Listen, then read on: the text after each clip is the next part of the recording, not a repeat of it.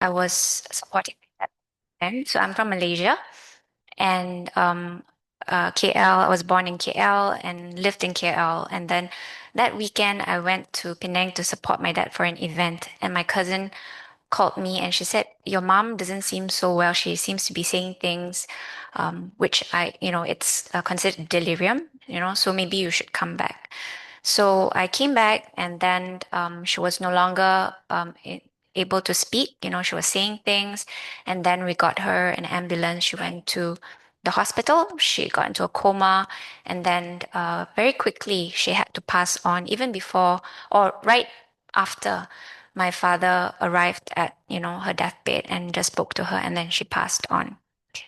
So it was a very painful experience to me. I was 21. I was happy, ignorant, just enjoying life as a teenager. So that experience came as a shock to me. It was especially difficult to see someone who was my protector, my mother, uh, deteriorate in such a way, and that she needed care for me, and to see that she was suffering because of the brain tumor. So she had a lot of very bad headaches. So that was a shocking experience to me. And I remember once after she passed away, I was um, really shocked. How can someone just be in your life one day, and then in the next moment you can never ever talk to them or reach them again? It's like I was like, how, and I was feeling very desperate.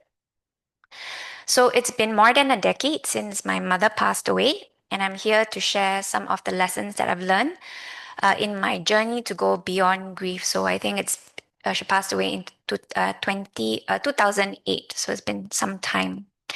And specifically, I'd like to share with you what I've learned about letting go, living well, and also how I went on a search to overcome suffering, right? Because that's my first experience of like real suffering. So I'm not an expert in grief. I'm really sharing from my perspective as a Dhamma practitioner, just like yourself. But I hope that, my reflections would be useful to you some way. So I know that you guys are quite dedicated, how many of you are here because of the topic, not because, it's just another Dhamma talk that you sort of attend every Sunday? How many of you are here because of the topic is on grief? Okay, all right. Thank you. So I hope this would be useful to you. Oh, okay. So forgot to share. So this is my mother. Okay. So and I'm in the middle, and then the one to the other side is our helper who lived with us for 5 years, and she was like a sister to me. She took care of us quite well. So a few weeks after my mother passed away, I remember thinking it's probably time to look at her closet and see what I can give away. And as I was looking through the cupboard, the smell of her clothes came to me, and that made me miss her very much, right? It's like something that reminded me of her. And then as I was sitting there, okay, this is not me, this is AI generated. But as I was sitting there, I could, thoughts started to come, and I realized that there were things that I really wished I had said to her. So maybe it would be an apology, for maybe the things that I've said when I was a teenager, not being as good of a caregiver or as what I think I should have been, at the time, the 6 months before her death, or just saying thank you and anything that, I felt that I should have said to her. I had a lot of regret, and I felt that it was a little bit too late for me to say those things. I remember being so desperate that I was like thinking, if I could just see her ghost, and just speak to her ghost, even then I would be satisfied. I just wanted to see her, so desperate. Right. So during this period of grief, the few months after she passed away, I remember visiting the columbarium quite often. She was cremated, so I went there to speak to her ashes. Okay, and I would say things that I wish I'd said while she was alive. And this whole episode taught me a very important lesson. Okay, and the lesson was that we shouldn't uh, wait too long to communicate, or rather we should try to communicate what we can what we need to while the person is still alive. Okay, so be it saying thank you, sorry, I love you, or just proactively addressing some of the issues that surface around. So I think in maybe our culture, we are not used to or comfortable or know how to deal with issues when they arise. So what we tend to do is we sweep them under the rug, right? And then they build up, and that causes resentment. But then when a person passes away, then all this guilt and resentment sort of surfaces. But while they're living, we don't get a chance to say these things, and we don't get a chance to mend the relationship. And then the relationship also then becomes strained, right? So there is a lot of missed opportunity there. And so with my mom, I did not do this. And by the time I learned this lesson, it was already too late. And one of the determinations that I made from that time point is to really make it a point to speak whatever or say whatever I need to say at the moment as skillfully as possible, right? With the aim, while understanding my intentions, why do I want to talk to this person about this thing? What is it I'm hoping to achieve? And how can I put it in a way that the person can understand? So, and I try to communicate the intention so the other person will also understand. The other person, I guess, would be my father or, my husband or my other loved ones, so that they understand why this is being surfaced. And one of the ways, or one of the Buddha's teachings that really helped me with this was actually very simply the five components of right speech. So are you familiar with the five components of right speech? Okay, tell you again. Okay, can. So the first one is to speak truthfully. So things that are factual. The Buddha said only if you see it and hear it for yourself, then you speak it. The second one is to speak out of good intention, right? Sometimes in an argument, we would say something, but not, or even in like just chatting with our colleagues about random things, there's or gossiping, or sometimes we say things that are not well thought out. It's not from good intention.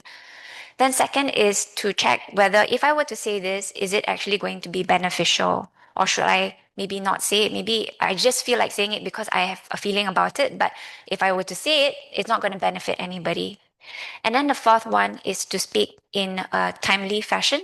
So sometimes this one, you probably know, in the heat of things, when we're not calm, we can say things in a way that comes off wrong, right? So maybe it's about taking a step back and finding coming down before we speak. Or sometimes we have to observe what the person is experiencing. Maybe they are frustrated. Maybe they need to, they are working busy. And so we need to find a better time to speak to them. So the fourth one is timely. And the fifth one is to be pleasant. So there are only very limited occasions where the Buddha said that we should not speak pleasantly. And I'll tell you that later. But pleasant meaning that when it comes out, it has to be phrased nicely, it has to be respectful, and it has to sound good. And if you think it makes a lot of sense, if somebody were to come and say something to you in a very nasty way, are you ready to listen? Or are you going to be defensive and angry, right? And when we are defensive and angry, are we actually listening? So no. So these are the five components of right speech. So can we go through them again? What's the first one? Truthful. Second, good intention. Third one, beneficial. Fourth one, timely. And the fifth one, pleasant. Okay. So when is it okay not to be pleasant? When do you think it's not okay to be pleasant? Huh?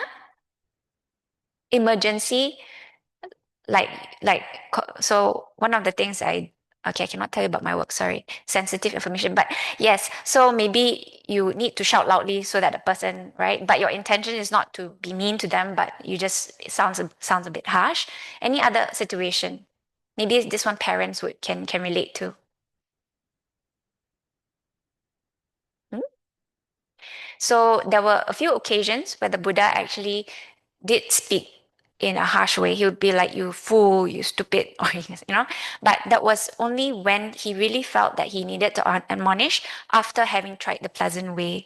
So sometimes as parents, or dog owners, you have to speak harshly because you feel like the person doesn't understand the more pleasant way, but it should be done very selectively. Right? And also, although the Buddha said that we should speak truthfully, it doesn't mean that we every time somebody asks us for something, we need to tell them. There are times when even the Buddha held back certain information because he felt it was either not timely or was not beneficial. Right? So, like somebody scammer asks you, "Can I have your password?" You don't tell them your password, right? So these are the situations. Okay, so going back to this topic on grief. So from that time, I tried to make a determination to really communicate and communicate with right speech. Okay, so then I remember, I think many years later, it was like 2012, 2013. I went on a meditation retreat. So my grief process is very long. It took many years, right? Because I don't think I had the opportunity to actually really face it. And I'll tell you why later. So many years later, I went on a retreat. I took a sabbatical and I went to volunteer at Buddhist centers, meditation centers, and then the last part of my retreat, my journey, I went to Sri Lanka, meditated for 2 months, right? And throughout this few months period, every day, there would be a group sitting and we practiced loving kindness meditation. And I'll close my eyes and I would wish myself well and wish other well. But then something felt not right. Something and around here didn't feel right. So at first, the first part of my retreat, I was doing a lot of volunteer work. I was like the helper, right? So I had a lot of distraction. So it wasn't that significant.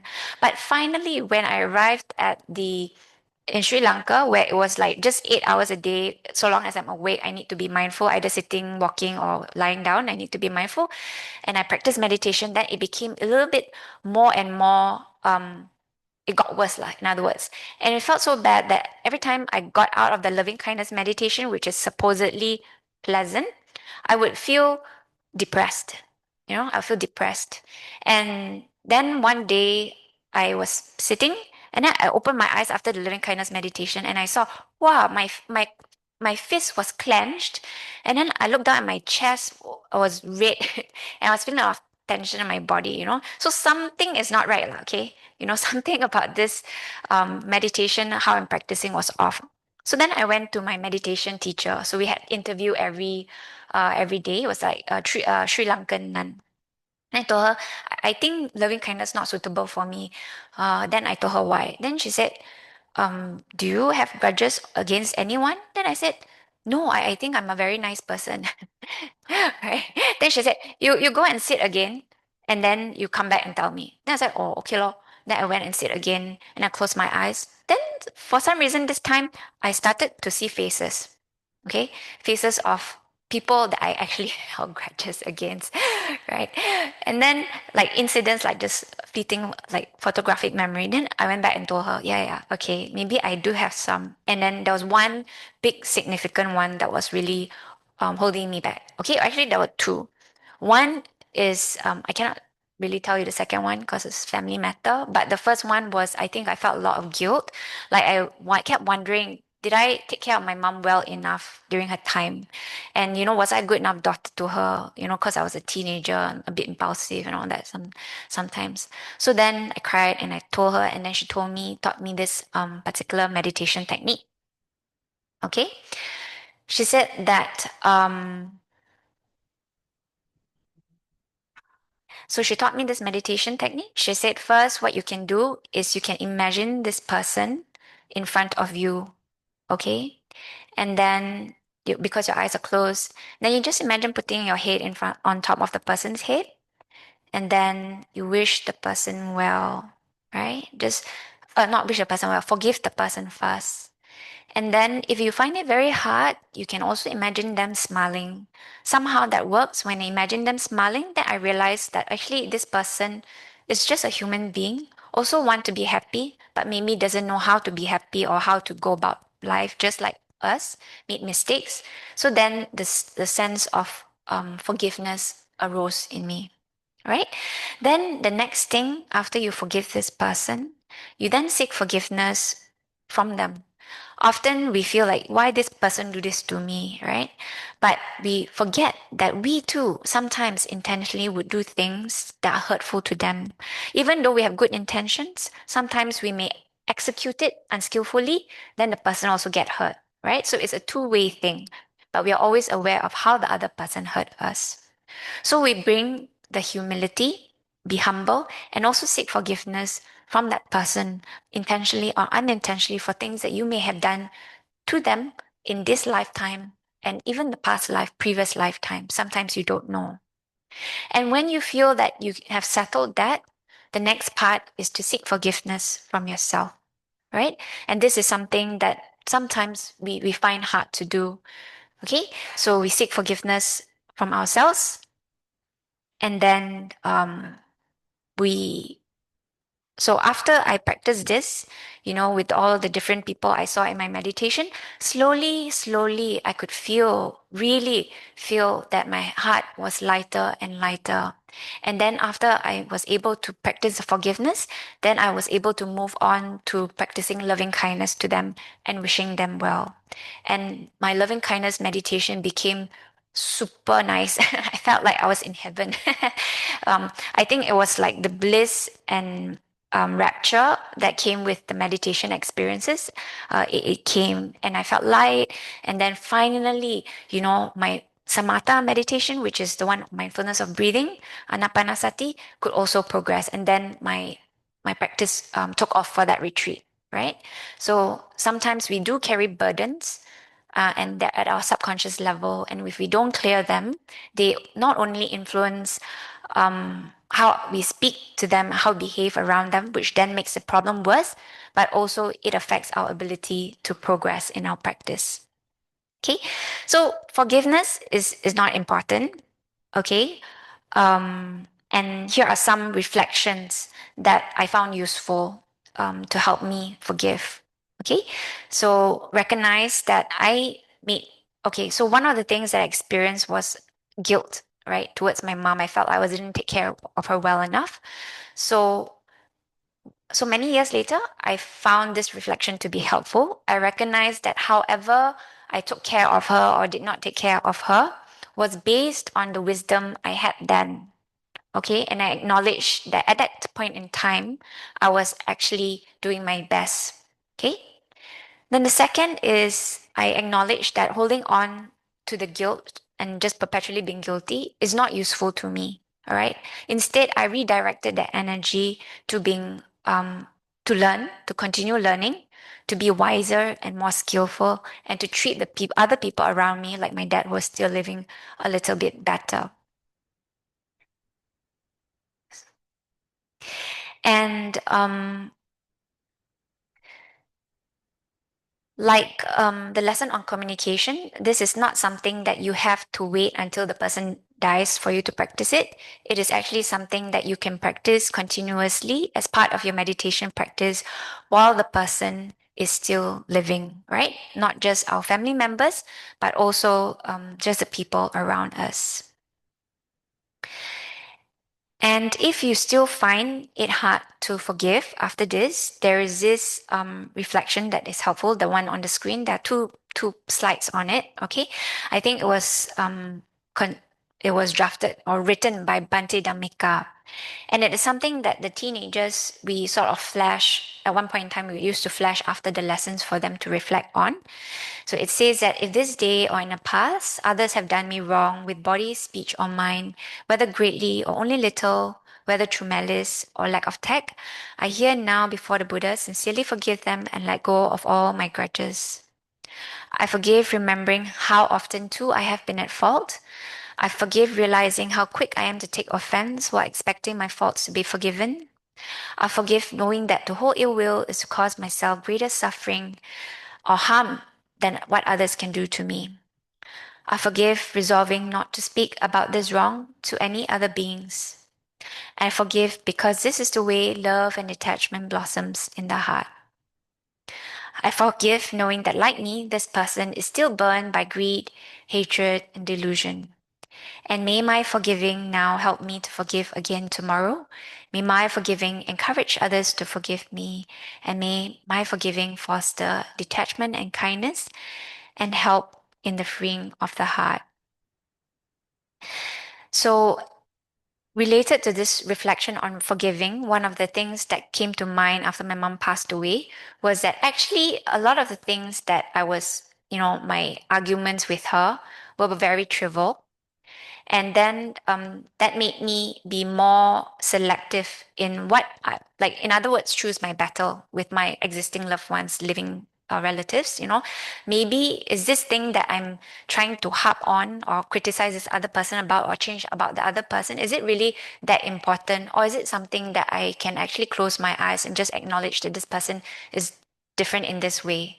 So that is something that was helpful. And by doing so, I would say that I think, not sure, 100% sure, but my relationship with my dad is also a little bit better. So I brought whatever lessons I learned from my mom to my dad, and it is a little bit better. So in a nutshell, forgiveness has helped me move forward. Okay, not just uh, sorry. Yes. So the next thing I wanted to point out is about Kamma. So sometimes, not all of us have very good relationships with the people around us, right?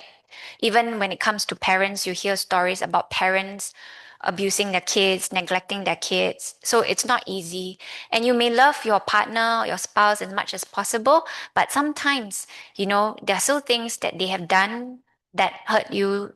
And although you're still together, you still feel that hurt whenever you think about it.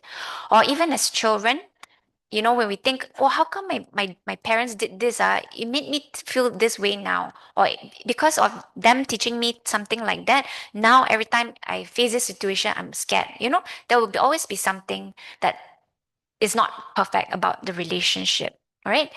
And recently, so when person passes away and there's grief, right? Um, you can experience a bunch of feelings. You can feel sad that you lost a person, but sometimes you can still feel angry, right? So, or sometimes you just feel angry that you don't even want to grieve that person, you're still angry.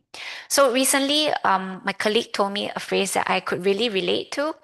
He says that, sometimes people come into your life as blessings, others as lessons, right? There'll be one or two person that in your life that I don't know why I met this person in my life. They caused me so much suffering, or it's like as if I owe them something, right? So if you face this and you find that it's very hard to forgive, so if you can't even forgive, it's even harder to have loving kindness for them. So then what can you do, right? So one thing you can do is just tell yourself, okay, this is the way it is. I may not be able to forgive or send them love, but I can not create more bad karma for myself, right?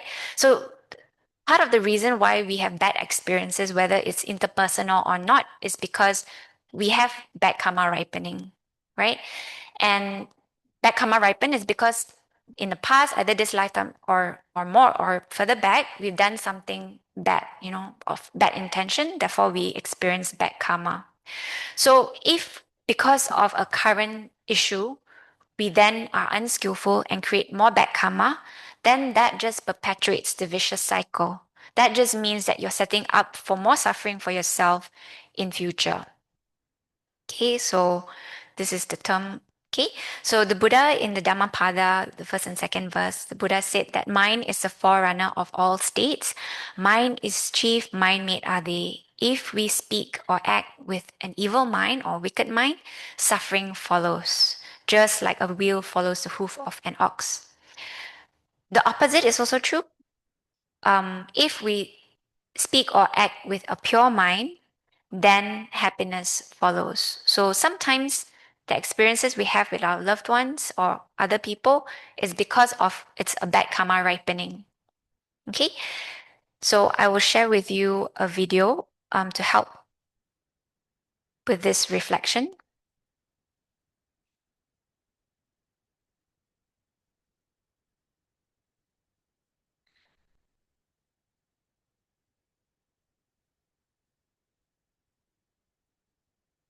I'm trying to find my mouse. Okay.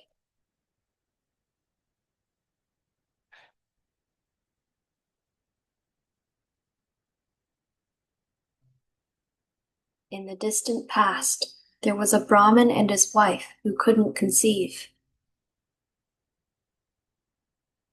The wife, fearing that her husband would no longer love her, selected a second wife for him to marry.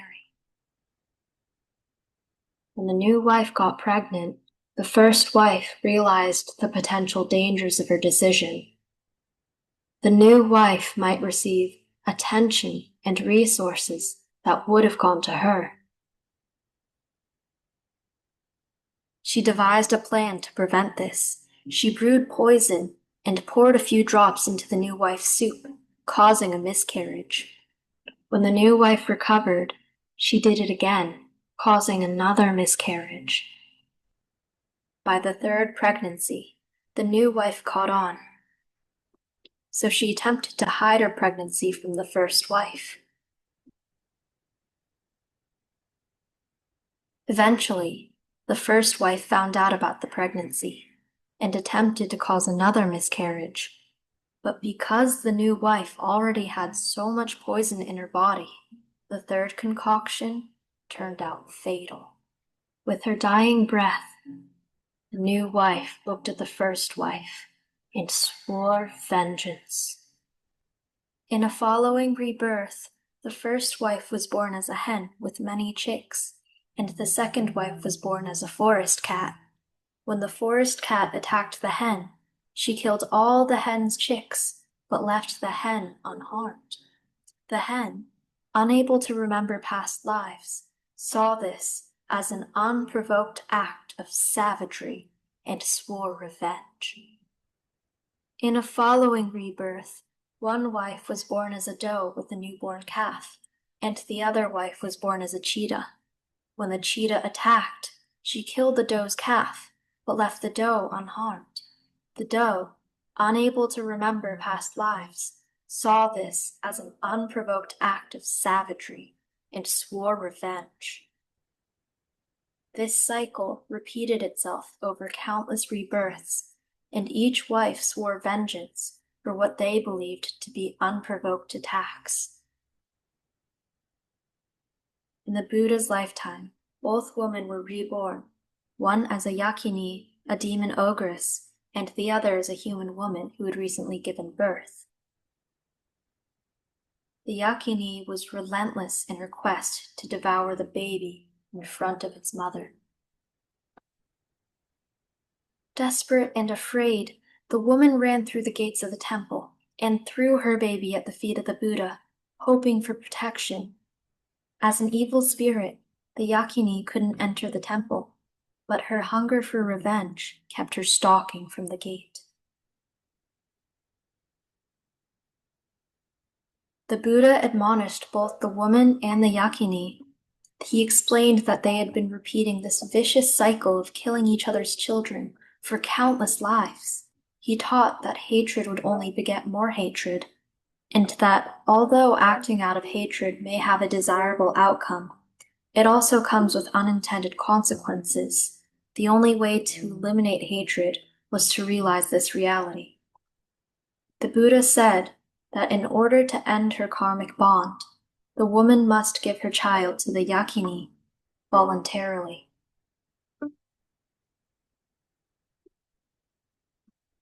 Once the child was in her arms, the yakini became overcome with hunger for revenge.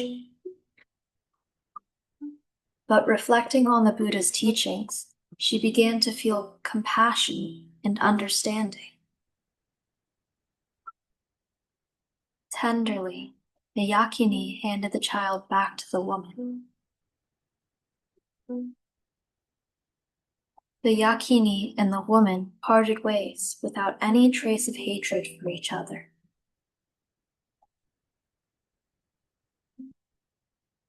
What do you think the moral of this story is?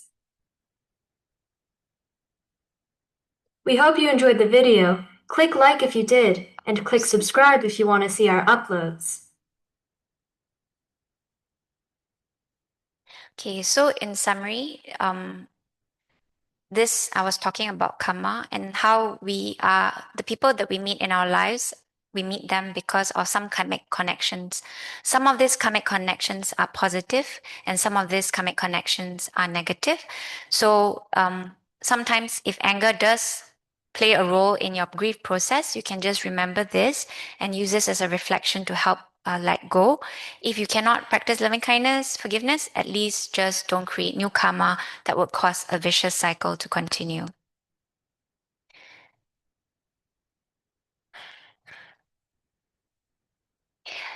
And another helpful reflection is the reflection on karma and the recollection of death. So it's called Marana Nusati, if you want to use a Buddhist term.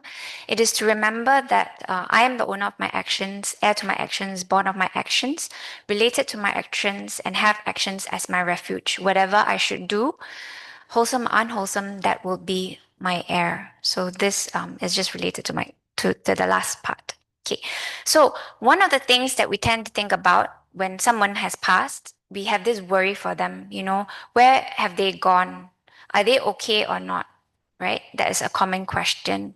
So the practice of so in Buddhism, right, we believe that there is different realms of existence and we are born into these realms according to our own karma, right? So there is the hell realm, the ghost realm, and the animal realm. These are the lower realms, right? And then there's the human realm, and then there's the deva realms, right?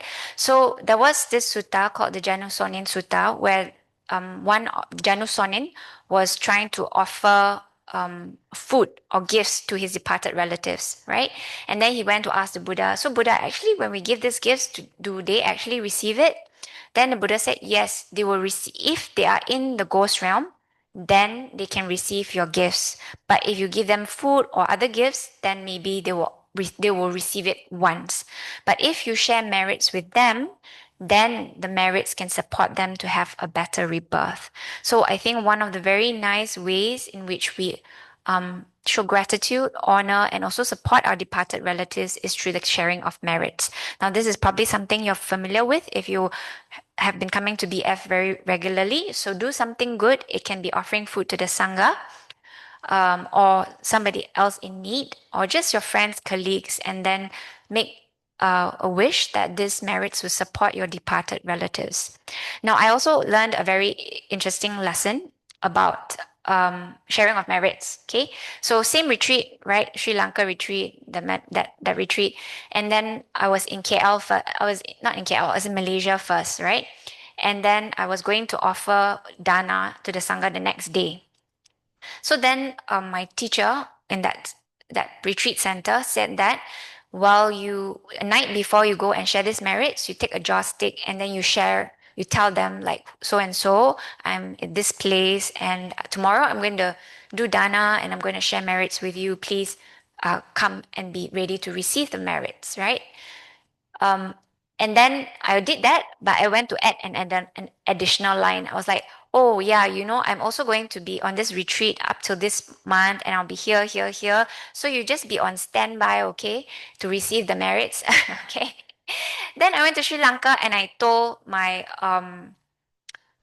meditation teacher in Sri Lanka about that. And then she said that why did you do that? If you're there always sharing merits with her and you go and ask her to stay around you, she will stick around you and not be willing to let go and move on. Like there's no number one, there's no incentive for her to move on. And number two, this is creating attachment between these two beings, myself and my mother. So she told me not to do that. She said next time when you share merits, you can just also share collectively as a whole to all your departed relatives and friends. Of course, immediately after the person's death, you want to do a more dedicated one, you can. But this was many years after my mother passed away, and there was still some that was definitely clinging on. So just note, you give, share, but without clinging. Okay? So there's a story of Kisah Gotami. Have you heard of that story before? Yeah. Okay, so it goes something like that. So Kisa Gotami had a very difficult time finding her husband. Okay, I think it's because she was not that beautiful, or maybe she was at the time from a lower caste. So then, one day she finally found a husband, and she was very happy. And then, because at that time having a husband meant that you can survive in life, right? Because it's harder for them to find work and all that, support themselves, and it's culturally more acceptable. Then after that, she had a kid, right? She had a son. And so she also felt that before she had a son, her parents-in-law didn't really look up to her, right? They looked down at her and didn't really like her. But when she had this son, then, wow, they treat her very well. So this son, apart from her maternal instinct, right? That's why she loved the son. She also felt like this son was her ticket in a way to a good life, a happy family life. But then her son died very close to the time of birth. All right. So she was very devastated. She cried and she carried her baby's dead body around go to like the Brahmins or, other people to say, do you have a way to help me revive my baby? Do you have a way to help me revive my baby? So people thought that she was a bit not there. Lah. Then finally, the Buddha saw her and um, had compassion for her, and the Buddha told her, okay, come, she also went to the Buddha, said, Buddha, can you please help me revive my son? And she said, can, okay, this is what you do. Okay, you go and find mustard seeds. Okay, mustard seeds, and so she said, but the criteria is this mustard seeds that you bring back to me cannot be from a household that have experienced death. Okay, so then she went knocking on each door. Do you have mustard seed? Yeah, yeah, I have. It's part of our recipe always, right? This culture. Then she said, okay, but did somebody die in your house?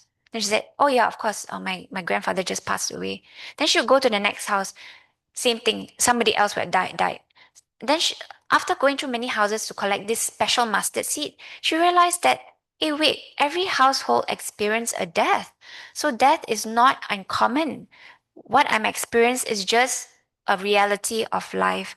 And that was when she could let go and then bury her baby and moved on. So this was Buddha's very skillful way of helping someone who was a bit delusional and desperate to understand the Dhamma, understand the truth. So when I read this story and also, just from hearing other people's experiences, I realized that, hey, really this is not just me. For a few years I felt, wow, very sad. I'm like, what, why do I have to lose my mom at such a young age? Then I realized people lose their mom earlier. Or if they don't lose their mom, they lose someone else. If not losing someone else, they experience other kinds of suffering. So then this caused compassion to arise in me. And then I started to do more volunteer work. So when I did more volunteer work, I would say that it redirected my grief into something more positive, into something that helped others. And also, I would say that, yeah, I felt that it really helped me. And because I learned from the Dhamma and the Dhamma helped me, so I then wanted to share it with others. So, in other words, it helped me expand my heart, right? After some reflection. And when I was a teenager, I came across this video that was very touching. So I tried to find a video for this talk, but I couldn't because it's very old. And at the time, we still had that very big, thick computer, and then the internet would go like, okay, so I couldn't find it anymore. So this video showed a cartoon image of this young boy and his parents were holding his hands, and they were just walking along happily. And then suddenly, the father could not follow him. He had to let go of his father's hand. And then just him and the mother would walk forward, and the boy turned back sadly and had to wave goodbye. And later on, as he progressed and he got older, he had to let go of his mother's hand. And he also turned back sadly to wave goodbye. But then, as he journeyed onwards, he started to wave to more people, meet more people, and then he started to hold other people's hand. So I think this is a very sweet, short reflection of our lives. We may lose people in our lives, but along the way, unknown to us when and how, we will also meet others that would touch our lives. So what we can do at most is just live and love well, touch the people's life around us, and then move forward along the way, knowing that we can meet others too. So a third, another reflection that I noticed that was more recent is that our culture actually shapes how we experience death and how we grieve. So my husband is a doctor and he is a doctor in internal medicine. So he cures, I'm not sure if I got the definition right, but he basically works with people where there's problem in different systems, right? So you cannot just see a cardiologist, you need to see an internal specialist because it affects different parts of your body. The second group of people he deals with are people who are chronically ill. So he's in his profession, he witnesses a lot of death. He also works with a lot of families.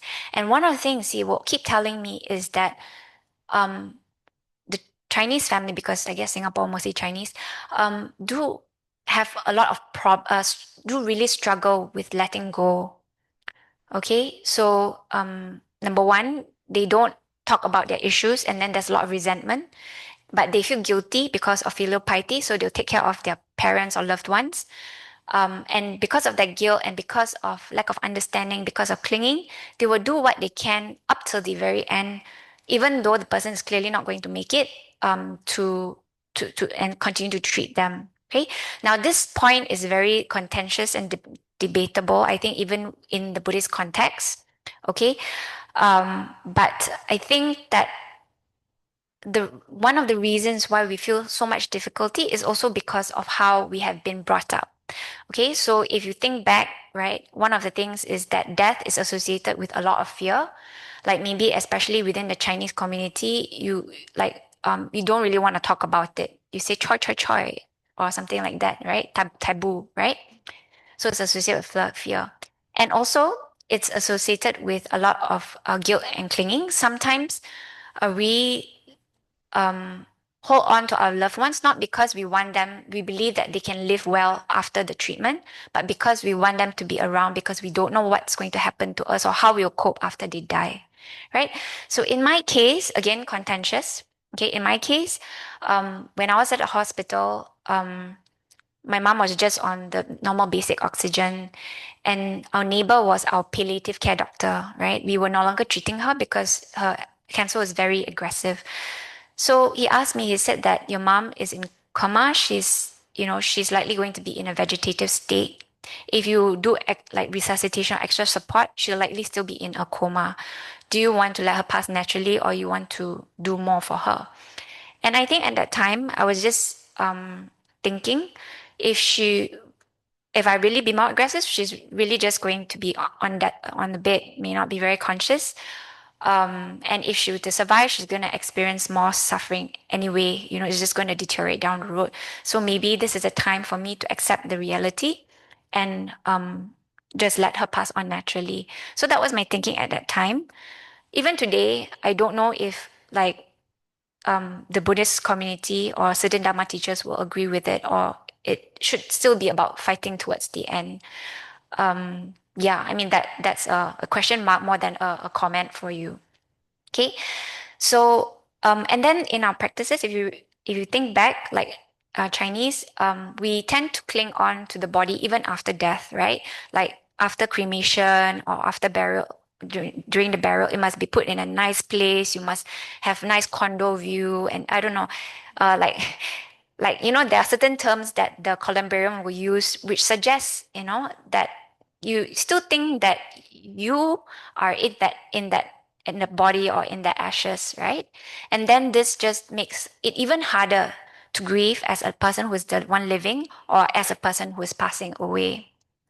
And then another thing is, I remember when I grew up, there's a lack of understanding as to why I'm doing Qingming, why I'm offering certain things for like the Ghost Festival. In fact, it's like these things are associated with a lot of negative things, like ghosts or like dirty, or I'm doing this, but I don't understand why I'm doing this. So I think that this practice, so there was like a phase that I went through. Like first, I'm just doing it by emotion. Then after that, I learned Buddhism, I said, wow, all this not necessary. Shared marriage is better. And then slowly I realized that actually there is a purpose behind this. And Chinese is not the only culture that practices this. Like the Mexicans, they have their own culture as well, right? They would also gather at the graveyard, and then they'll sing, they'll dance, they'll tell stories about the departed relatives, and they make it a very nice time to spend and to show gratitude, honor, and remember their departed together. Right. So maybe I think these practices can continue, but for our future generations and ourselves, I think we need to spend some time understanding why we're doing these things, and that helps with grief as well. So in the indigenous, I don't know how to pronounce this properly, but in some cultures, they also actually gather together in called facilitated circles to talk about their departed, tell stories and all that. But in the Chinese community, or even in the Theravadan Buddhist community, I am not sure whether we do this, right?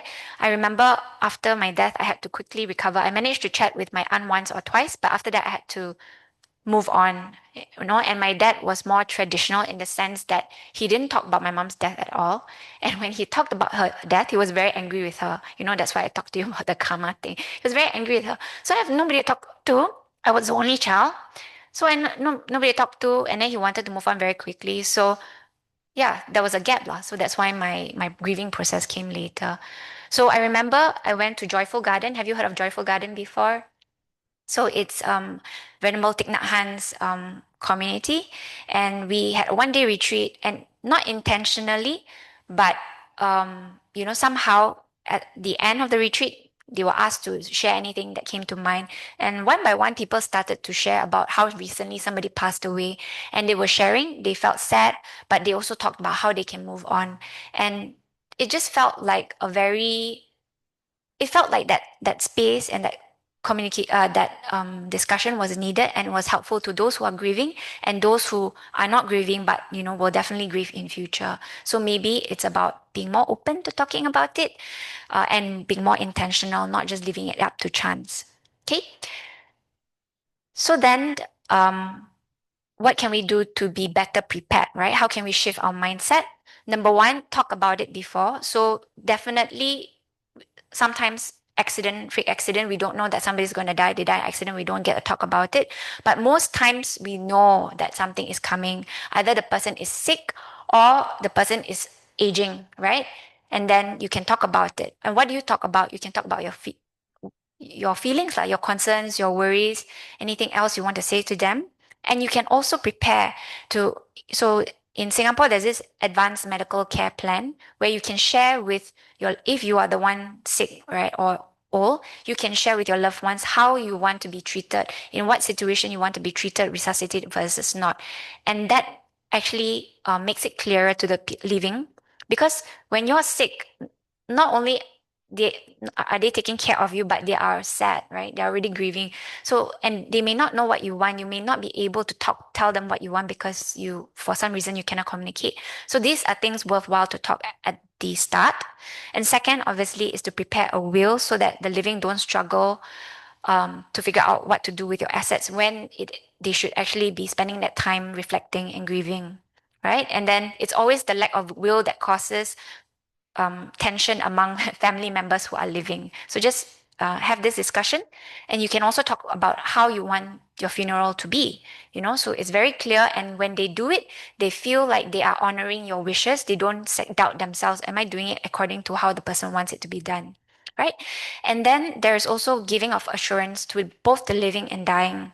So there was this sutta where the husband was dying, and the wife came to his bedside and assured him, say, the husband was unwilling to let go because he was worried what would happen to his wife, right? So the wife said, "Don't worry about me. I'm a Dhamma practitioner. I keep my precepts and everything. So you can go." And then he went and he could go peacefully. And this is not something that happened only back then. I've heard stories of people also not willing to let go until they feel like they have the permission to go. And I think my mom was one of them. My dad was traveling from Penang to KL. She didn't pass away until my dad was at her bedside talked to her, and then she went. You also hear this about pets. Sometimes we love a pet so much, we don't want them to go. And then I heard this story about this dog, who stayed, even though he was in a very terrible state, he stayed until the owner finally could say, at first the owner said, don't go, don't go, you know. Then finally the owner said, okay lah, if you have to go, go. Then the pet really went after that, right? So how can we assure them? And then also with regards to reassurance, it's not just lip service, empty chatter, right? The only way from a Buddhist context that you can have a good rebirth is if you lived well, you live according to the Dhamma, keep your precepts, practice, right? Um, Gain right view. Likewise, you can only be certain that the person who is living would have enough blessings or conditions to live well if they are practicing as well. So it's not just at the time of birth, death, you say, don't worry, I'm okay. You need to practice at the very beginning so that when you say it is true, it's actually, yeah, really, they can see that you will be okay because you are practicing well, right? And the last one is to move on based on lessons, not on fear. This is also a more recent reflection of mine. I realized that because I lost my mom, you know, and I saw her suffer, and you know, it was traumatic for me. Then when it comes to my dad, wow, I very super focused, you know, his health lah, his emotional well-being, social well-being, everything, you know, I try to monitor. I try to monitor and give him advice, okay? And I realized this year that part of it is because of duty.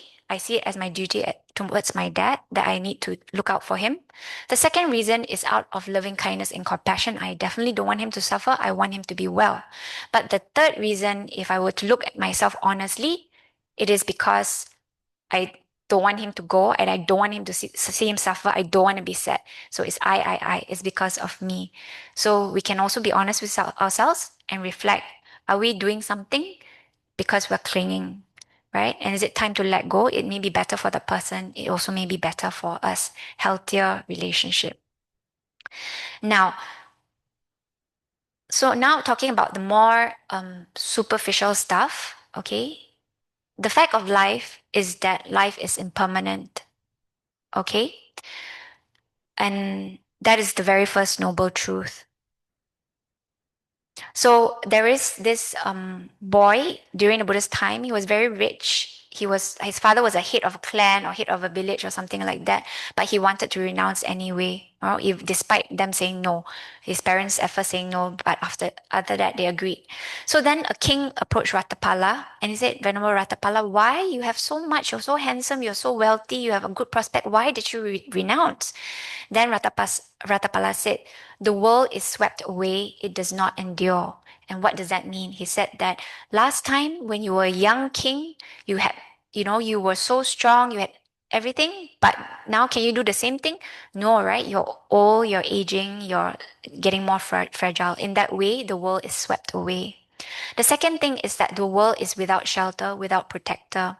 We can have as many relatives as we want, but at the time of death, if it's time for you to go, and if it's time for you to experience your bad karma, they can stand around you, but there's nothing they can do. In that way, there is no shelter, no protector. The third thing is the world is without ownership. One has to pass on, leaving everything behind, right? You can have all the sensual pleasures you want now because of your accumulated wealth, but that is not something you can necessarily bring with you when you die. And lastly, the world is insufficient, insatiable, and a slave to craving. So in this situation with the king, he said, because he's a king, he said, you conquer this land, but if somebody tell you got another land to conquer, would you want to conquer it? Then I said yes, right? The king said yes. So no matter how many land the king conquers, he would still want more. So in our own way, there will also be things that we desire, and then when we get it, we'll want more and more and more. But all these things will be taken away from us at any point and at the time, certainly at the time of death. So contemplating on this, we become more prepared to face adversities in life, especially being separated from things that we love, from people that we love. And when we do that, we are also able to better prioritize. Now, related to that knowledge, okay, so same retreat, okay, that retreat apparently very significant to me. The reason why I went into the Dhamma was because I had suffering, and the Buddha said that when you have a lot of suffering, what you do two things. One, you either go mad or you go on a search. So for us, we went on a search. That's why we went to find the Dhamma and we're learning the Dhamma. Okay. So one day I remember I was taking an afternoon nap at the retreat center after doing chores. And then suddenly I saw myself, just me kneeling down, crying and looking up the sky in agony. And like, why does this have to happen? Why do we have to die? In my dream, I was crying. And I woke up also, wow, I was crying. I think it was uh, an existential question that I had for a long time. And then suddenly it occurred to me, oh, because of birth. Because we are born, that's why we have to die. And it was something so simple, and I did not know it before until that time. And this is something that Buddha stated very clearly in the dependent origination, the 12 links. If there's birth, there will be death, right? So what is the ultimate? So far I've been sharing with you all these small little ways in which can help us overcome grief. But what is the ultimate way we can truly go beyond grief, right? And that is really just practicing this Noble Eightfold Path. The reason why we are sad is because there is attachment and because there is craving. And we have attachment and craving is because we don't really understand things as they really are, right? The Buddha said that the being is usually construed as these five things: our form, our intentions or thoughts, our emotions, our perception and consciousness. This put together is happening right now. And this is what we claim to be the self. So anytime we come into contact or feeling arises, positive feeling because we have a good experience with someone, then we like it and we crave for it, we want more. And then the more experience we have with someone, the more and more and more that clinging attachment grows, right? And when we lose that person or lose that thing, then we suffer. It all comes down to our lack of understanding of what is truly happening. So the only way for us to truly overcome suffering is by practicing the Noble Eightfold Path so that we have the clarity of mind to see the Four Noble Truths for ourselves. The Four Noble Truths being that there is suffering, there is a cause, there's an end, and there's the way out of suffering, right? And to add on, the Buddha said that mindfulness or right mindfulness, not like circular mindfulness, but right mindfulness is the one. Some people interpret it as the only, some people interpret it as the direct way. The only or direct way to overcome lamentation, pain, grief, and distress. So this is your answer. So many people in this world, they want to end suffering. They try all sorts of ways, but they do not come in contact with the Dhamma. And sometimes people come into contact with the Dhamma, but they do not know how to appreciate it. For you, you've come into contact and you appreciate it. And this is the way that the Buddha has pointed out to you, not just to overcome grief, but to overcome suffering altogether. So this is the answer. So I'll end this talk with story of Patacara. How many of you heard of Patacara before? Yes, some. Okay, not everyone. Okay, so Patacara was from a pretty well-to-do family. She's very beautiful, and she fell in love with her worker. Right, so her worker was a family's like helper, was of a lower caste. So the parents would definitely not approve that they get married. So they ran away and they went to have kids. They had two kids. Okay, and before she had the second kid, she was in labor, right? And then she said that this time around, I really want to go back to my parents' house to have the baby. And I think it was customary at that time. But the husband refused. So she decided to go alone, right? And then suddenly there was thunder and storm, and she already started going into labor before she arrived at her parents' house. So he went to build a shed for her. So she was waiting there at this jungle, the spot for her husband to come back, but he never came back. And then she decided to look around for him. And then she found his dead body because he was bitten by a snake and died. So she's shocked and grief stricken. She still had one kid holding one kid and another kid about to come out. So she quickly tried to go back to her parents' place. And in order to reach there, she had to cross a river, but it was raining. So the water level was very high and was flowing. So she had these two kids and she couldn't bring both at the same time. So she said, okay, I'm going to bring, and I think she gave birth to her second child already on the way, right? So she brought her first son to put on the side. and put on the other side. And then she waddled back to get her baby. But as she was okay, now I just realized I forgot the order of who died first. But basically, both kids died. Okay, and she lost her whole family, immediate family. And as she was on the way home, she finally reached her parents' house, and then she found only like a burnt building. Right? Then she asked, this guy was passing by, what happened to the occupants of this home? They said, oh, you didn't know. Last night there was a fire. Both the elderly men and women and also their son died. So in one single night or day, she lost everything. Right? So can you imagine if you were to lose everything in a single day, would you go crazy? I think I would likely go crazy. I mean, I'm not sure. Yeah, but I think I'll be really, really out of it. Okay. And then, so for a moment, she was very delusional. You know, she took off her clothes, she was walking in the village naked. People call her, wow, crazy lady. And then the Buddha had compassion for her, and knew that she had the wisdom to see the truth. So then he quickly said to her, Patacara, regain your mindfulness. And quickly she got woken up, and then she listened to the Dhamma. And then the monks put cloth on her because she was naked. And then he gave her a sermon, and she became a nun. She practiced the Dhamma, and eventually she became an arahant, and was completely free from grief, free from suffering. Right? So hopefully this story would inspire you to overcome your suffering with wisdom. So thank you very much. Sadhu, sadhu, sadhu. Okay. Thank you, Sister Billy, for your sharing, and also your stories on how you cope and overcome grief. And may these insights be beneficial to all of us here. Thank you. So now I think it's time for some questions. Okay. Right. Anybody has any questions?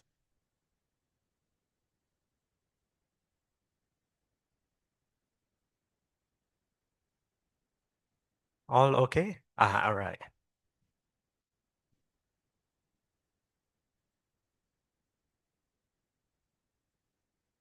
Thank you, sister, for your sharing. In life, yes, we would have lost people we love. For example, my parents, my in-laws, my brother. Now, when they pass on, it was much easier for me to kind of accept it, especially when the parents are old, and all that. But last year, I lost my grandson, 16 years old. And to this day, it's very hard for me to come to terms with it. Though, well, being a Dhamma student, I try to rationalize and understand that he was born with very rare medical condition, which the doctor told us is so rare, but this child will live for 5-6 years. Now he proved the doctor wrong. He lived to 16. So when he passed on, I was very badly affected because that's my first grandchild.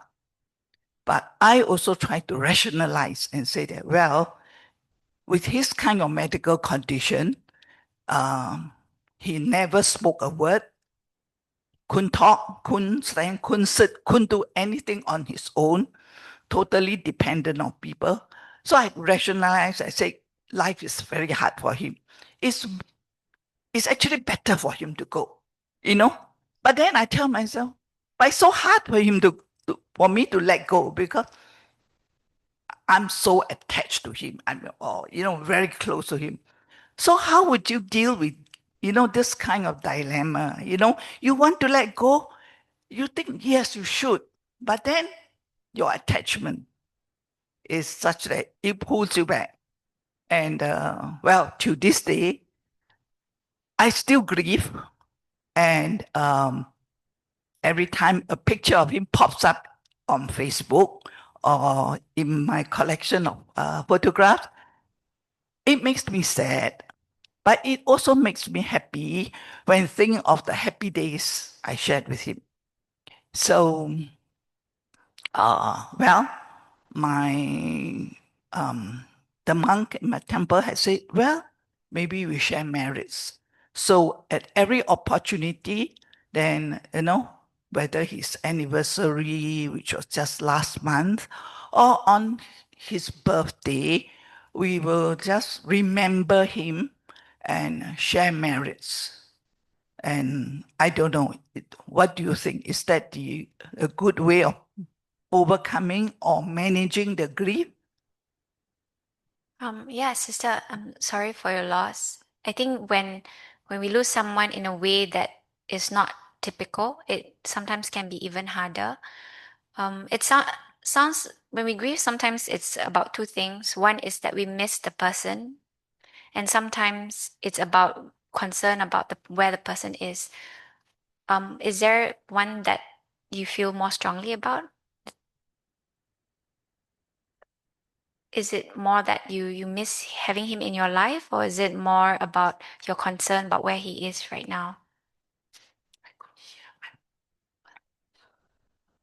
Can you repeat the question? Because Yeah, so sorry. unfortunately, I forgot to bring my hearing aid, so I'm not able to hear very well. It's okay, sorry. My dad always scold me. He said I speak too soft. Okay, so I was wondering, is it more that you feel like your grief is because you miss him, or is it more because you are worried for him right now, where you're wondering where he might be?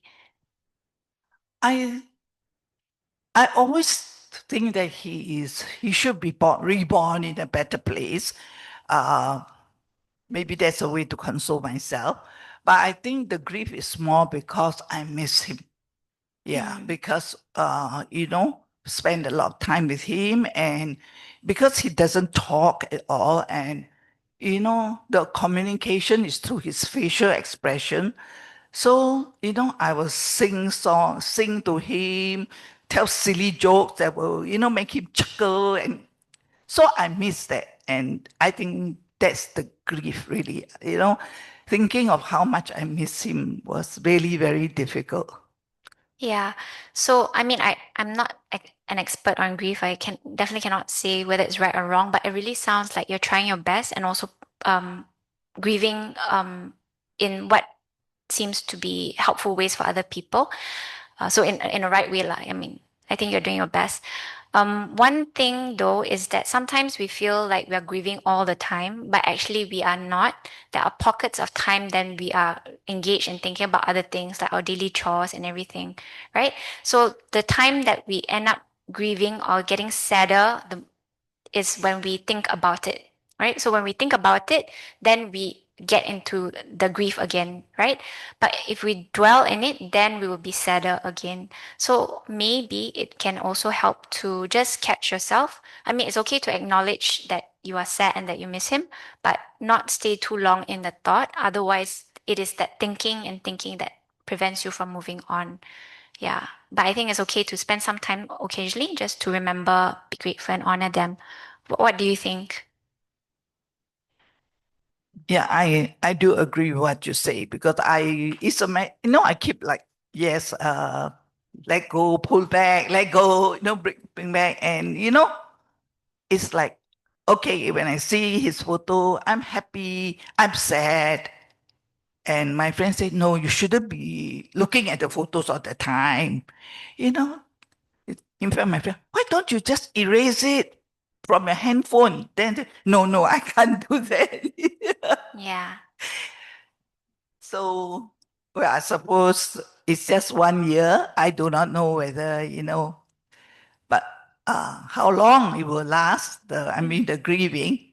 But Yeah. it's whenever you think about it, and when he was diagnosed with a very rare condition, I was also very angry. Why me? That kind of thing. Then then a friend spoke to me that he has got a child who is special need.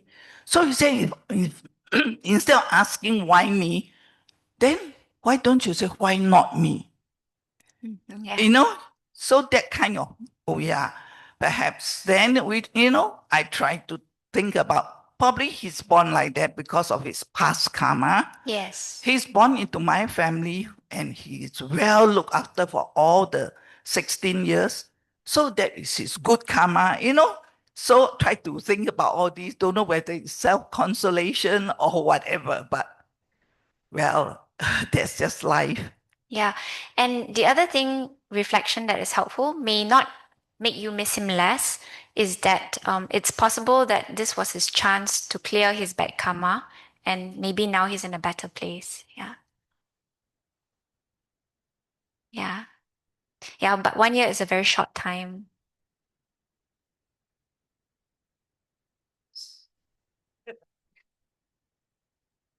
Thank you, sister.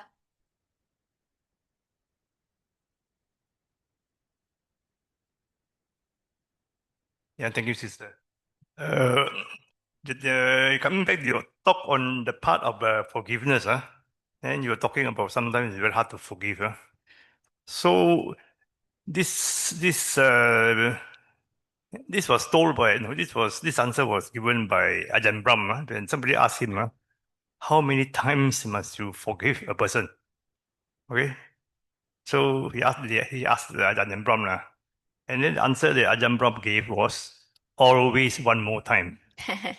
So what are your thoughts on this? Could you share a little bit more, like what did he mean by always one more time? Is it more like or yeah, maybe you can explain. Because this person was all forgiving this person, and then he keep doing the same thing again and so on. So then he asked Ajahn Brahm, how many times must I forgive him? So Ajahn Brahm's answer is always one more time. Yeah, so I think it depends. So when there is a conflict with someone or an issue with someone, I think forgiveness is one aspect for it, but I think it also depends on whether or not you are constructively working together to resolve the issue. I think forgiveness alone is not helpful. I mean, it's helpful, but only to a certain extent. If, for example, if you think that the person is capable and open to listening, then it's about working it out together, right? But if the person is not, then depending on situation and your relationship, then maybe it's also about just either accepting that this person is like that, if it's not too bad, or it's about taking a step back and waiting for the person to realize and change first, because sometimes people, they speak badly, although unintentionally, it can be very harmful and hurtful. So I do think that we need to exercise wisdom as well as to whether or not we want to continue this relationship, right? A very easy example is in an abusive relationship. Maybe husband is drinking and it comes, he's violent, but he says sorry, then you forgive him. But that cycle is very hard to break. If they're not doing their part and it's hurting you and your kids, then it is okay to take a step back. But what's important is that when you take a step back, you're also willing, you're not holding any grudges and resentment, over time. It may take some time to work on it. But yeah, so I think that it depends on the situation. Welcome. Okay, maybe if you still have one more last questions. All right. Hi, sister. Thanks for your talk. Yeah, I'm just curious, like, how can we build a more open culture in discussing about grief within family? Yeah, so like for myself, I started a bit of like advanced care planning with my family. Yeah, but it feels like in a family context, functional is very easy. It is still okay lah. Like we'll discuss functionally because ACP will all those is quite needed. But I'm thinking like more of like going deeper into like emotional support within the family to grieve together. I think there's still the barrier within my own family. Like we're still functional, we support each other, but in terms of emotionally, it's like we're on our own to some extent. Yeah. So I'm just curious to hear from you, like how can we bring a bit more like supportive environment in grieving within families? Yeah, thank you. What is your intention for creating this more supportive environment? So I also went for Joyful Garden Sangha, and I really like the atmosphere of like how the whole space is just so open, so supported. Yeah, so I was thinking, how can I bring this space back into my family? Yeah, and I think so the intention is just so that as in I think for myself and also for my loved ones to feel supported when they actually need the space lah. Like they feel like they are okay to share if they need to. Yeah, I think that's the key. Yeah. So two thoughts crossed my mind. I think one thought is that what we need is not always what someone else needs as well, or they may not be ready for it. So then the second thought that crossed my mind is that, so in other words, I think it may help to check with them if that's actually what they want or they prefer to do it their own way, right? Then the second thing is that there are specific barriers that's preventing them from talking, right? So it may help and it may be different depending on the individual. So maybe it helps to speak to them separately or just based on your observation. What do you think is the reason this person is hesitant to talk about this openly, and what is it that they want?